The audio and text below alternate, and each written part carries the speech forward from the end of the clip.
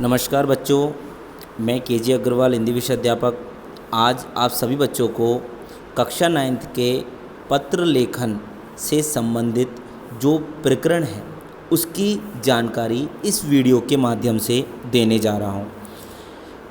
कृपया इस वीडियो को ध्यान से सुनें और समझें, और यदि किसी भी प्रकार की आप लोगों को समझने में समस्या आती है तो कमेंट के माध्यम से आप मुझसे अपने प्रश्न को पूछ सकते हैं। तो जैसा कि पिछली कक्षाओं में पत्र लेखन से संबंधित जानकारी को हमने लाइव कक्षा के अंतर्गत पढ़ा था, तो उससे संबंधित जो महत्वपूर्ण बातें हैं वो मैं आपको उस कक्षा में बता चुका था।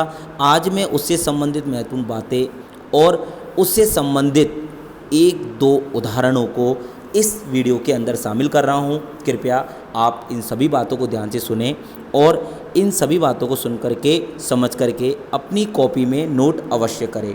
तो आइए शुरू करते हैं। पत्र लेखन।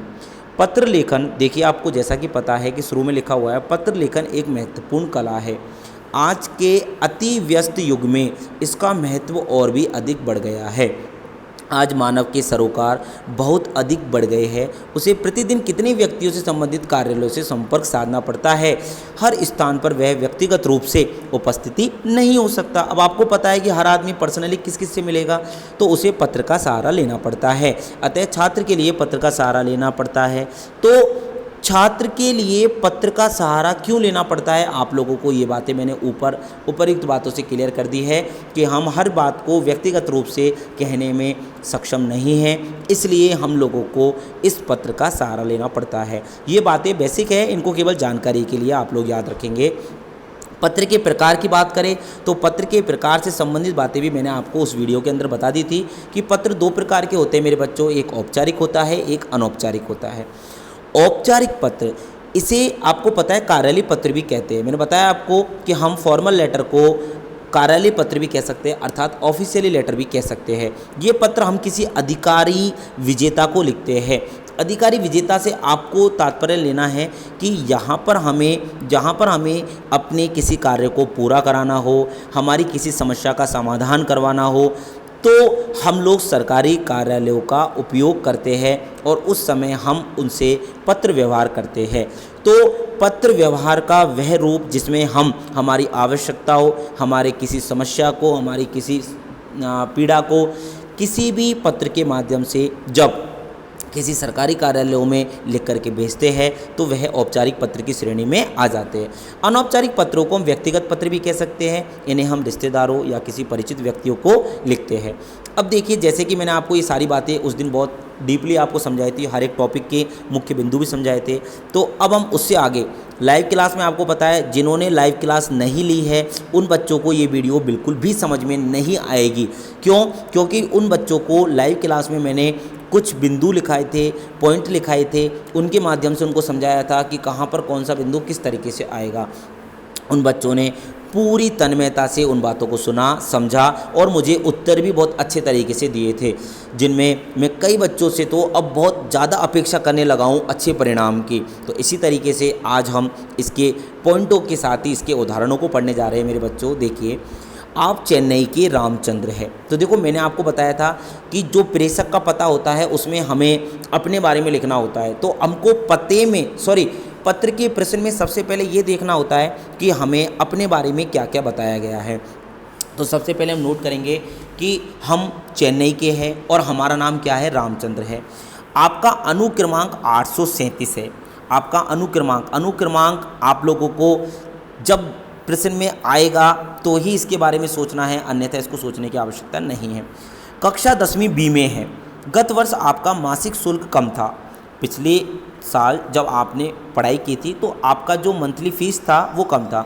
इस बार भी प्रधानाचार्य को मासिक शुल्क कम करने के लिए प्रार्थना पत्र लिखिए कि आप पूरी फीस देने में असफल है, आपकी कोई निजी समस्या है, तो उस निजी समस्या से निजात कर पाने के लिए आप अपने प्रधानाचार्य को, अपने प्रिंसिपल को एक पत्र लिखोगे जिसमें आपकी क्या होगी, प्रार्थना होगी। तो प्रार्थना पत्र किस में आएगा बताओ आप? औपचारिक में आएगा, अनौपचारिक में? तो जिन्होंने क्लास ली थी उन बच्चों ने तो आंख बंद करके केवल मेरे प्रश्न की पहले लाइन सुन करके जवाब दे दिया होगा कि सर ये औपचारिक पत्र में आएगा। Very good.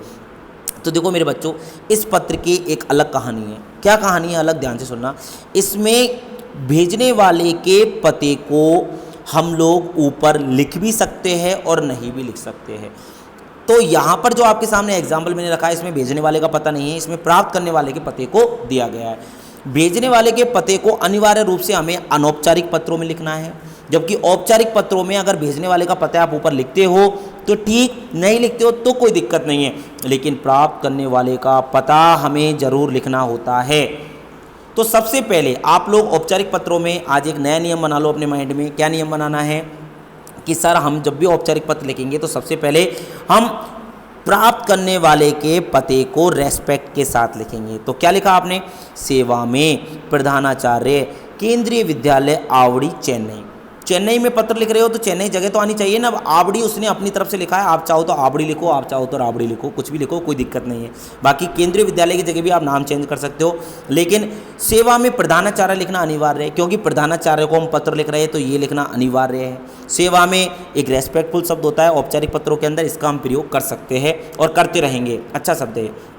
विषय, आपको पता है अनौपचारिक पत्रों में कभी भी विषय नहीं लिखी जाती, जबकि औपचारिक पत्रों में हमेशा विषय लिखी जाती है। नोट डाल के लिख लीजिए, औपचारिक पत्रों में हमेशा विषय लिखी जाती है। तो विषय क्या है, आप लोगों को पता है कि हम लोगों को साफ शब्दों में लिखा हुआ है मासिक शुल्क कम करने के लिए। तो यहाँ पर क्या लिख दिया हमने उसे, मासिक शुल्क कम कराने हेतु। क्या लिखा हमने बेटा, वो मासिक शुल्क कम कराने हेतु हम इस पत्र को लिख रहे हैं। विषय क्यों लिखते हैं सबको पता होगा, मैंने आपको उस दिन भी बताया था, दोबारा बता देता हूँ। विषय इसलिए लिखते हैं कि विषय वस्तु को पढ़ने का अधिकारी के पास ज़्यादा समय नहीं होता है, इसलिए उस विषय को देख करके ही वो अनुमान लगा लेता है कि नीचे क्या लिखा हुआ है, और उस विषय वस्तु को वो रफली पढ़ करके इस पर साइन करके आपको अनुमति दे देता है या आपकी प्रार्थना को स्वीकार कर लेता है। इसलिए हम लोग औपचारिक पत्रों में विषय को लिखते हैं। अब देखो श्रीमान जी, श्रीमान जी आपको बताया था मैंने, जैसे ही आपका प्रेषक का पता विषय खत्म हो जाता है तो औपचारिक पत्रों में हमें संबोधन लिखना होता है। तो संबोधन में अगर आप किसी सर को लिख रहे हो तो श्रीमान जी लिखोगे, मैडम को लिख रहे हो तो श्रीमती जी लिखोगे। तो हमने यहाँ पर क्या लिखा मेरे बच्चों, श्रीमान जी। फिर यहाँ पर अल्पविराम लगना है, आपको भी लगाना है। फिर आप लोगों ने यहाँ पर इस विषय को पूरे विस्तार के साथ लिखा है, 2 पैराग्राफों में लिखा है। मैंने आपको बताया पैराग्राफ भी 2 होने चाहिए कम से कम, अच्छा लगेगा पत्र, सुंदर लगेगा। सभी ने निवेदन है कि मैं आपके विद्यालय में कक्षा 10वीं बी का छात्र हूँ। गत वर्ष मेरे पिता का देहांत हुआ था, जिसके कारण से पिछले वर्ष मेरा मासिक शुल्क कम कर दिया गया था। आपसे निवेदन है कि इस वर्ष भी मेरा शुल्क कम कर दी जाए ताकि मैं अपनी पढ़ाई जारी रख सकूं। तो उसने कारण लिखा है ना यहाँ पे, तो पता है आपको विषय वस्तु में पूरा कारण लिखना पड़ता है। श्रीमान जी, मैंने 9वीं कक्षा में 85% अंक लेकर विद्यालय के अग्रणी 10 छात्रों में स्थान प्राप्त किया है। मैं आपको विश्वास दिलाता हूँ कि इस वर्ष में मैं लगन और परिश्रम के साथ स्थान बनाए रखूँगा। तो इस तरीके से उसने देखो प्रार्थना को कितनी पोलाइटली, कितनी अच्छी तरीके से, कितने भावनात्मक शब्दों के साथ लिखा है, और इसीलिए इस पत्र को वो क्या करेंगे, वो एक्सेप्ट भी करेंगे। धन्यवाद। धन्यवाद आप लोगों को क्यों देना है, क्योंकि आपने जो प्रार्थना रखी है, यदि उस प्रार्थना को स्वीकार कर लिया जाता है तो उसके लिए भी धन्यवाद, और यदि स्वीकार नहीं भी किया जाता है तो उन्होंने अपना समय निकाल करके जो हमारा पत्र पढ़ा उसके लिए भी धन्यवाद। प्रार्थी, प्रार्थी आपको क्यों लिखना है, क्योंकि हम भेजने वाले एक स्टूडेंट है। जब भी कोई व्यक्ति अपने कार्य को करवाने के लिए कोई सरकार से या किसी विद्यालय से किसी भी प्रकार की ऐसी प्रार्थना करता है तो वह प्रार्थना करने वाला व्यक्ति प्रार्थी कहलाता है, चाहे वो बड़ा हो या छोटा हो। लेकिन जब कभी किसी अफसर को वो पत्र लिख रहा होता है तो वो प्रार्थी कहलाता है। रामचंद्र, रामचंद्र क्यों लिखा है, क्योंकि आपको ऊपर नाम दिया है रामचंद्र, यहाँ पर अशुद्ध लिखा हुआ है रामचंद्र, आपको चंद्र करना है, दे के नीचे रह भी लगाना है। तो आपने क्या लिखा, प्रार्थी रामचंद्र। ये ध्यान रखना, यदि भेजने वाले का नाम दिया हुआ है तो यहाँ पर प्रार्थी में आपको भेजने वाले का नाम ही लिखना है। अगर नहीं लिखा, कुछ और लिख दिया तो गलत हो जाएगा। कक्षा 10वीं बी, अनुक्रमांक 837। देखो अनुक्रमांक दिए हुए थे, उसने लिख दिया दिनांक 22 मार्च 2012। आपको बताया था मैंने, भेजने वाले के पते के साथ ही हम दिनांक को लिखते हैं। तो भेजने वाले का पता हम लोग लास्ट में लिख रहे हैं, अर्थात हमने शुरू में नहीं लिखा, इसलिए हम लोगों ने क्या किया, दिनांक को अंत में लिखा है। तो आप लोग दिनांक को अंत में लिख सकते हो। ये पैटर्न आप रखोगे और इस तरीके से आप पत्र को क्लियर करोगे। एक प्रश्न मैं आपको घर के लिए देने चाह रहा हूँ, जिसको कि आप अच्छे से करोगे, तैयारी करके करोगे, और ऊपर के प्रश्न पत्र को पढ़ करके और हमारे लाइव क्लास की जो फ्राइडे और सैटरडे क्लास है उसको ध्यान में रखते हुए आप इस प्रश्न को हल करोगे।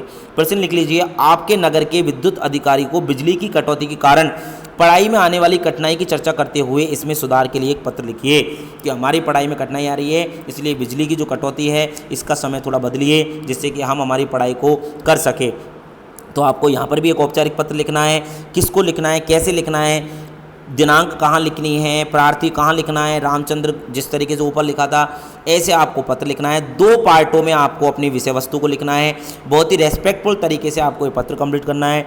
तो आप लोग इस पत्र को करके मुझे चेक कराओगे। बहुत बहुत धन्यवाद कि आप लोगों ने मुझे सुना और आप लोगों ने मुझे समझा। बाकी मैं आशा करता हूँ मेरे सभी छात्र इस पत्र को बहुत अच्छे से करके मुझे चेक कराएंगे। फिर हम नेक्स्ट क्लास के अंदर आगे अनौपचारिक पत्रों को उदाहरण के साथ क्लियर करने की कोशिश करेंगे। जय हिंद, जय भारत, धन्यवाद।